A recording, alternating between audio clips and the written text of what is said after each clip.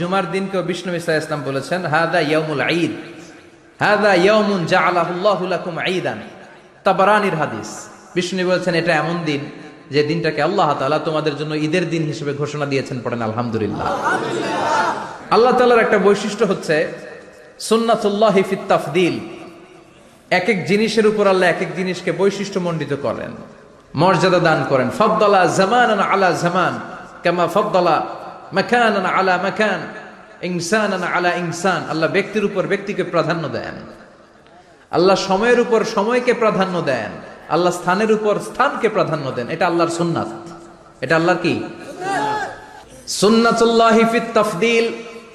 ফাদ্দালা জামানান আলা জামান কামা ফাদ্দালা মাকানান আলা মাকান, ইনসানান আলা ইনসান। পৃথিবীর সব মানুষগুলো এক রকম নয়, এক মর্যাদার নয়। আবার লক্ষাধিক নবী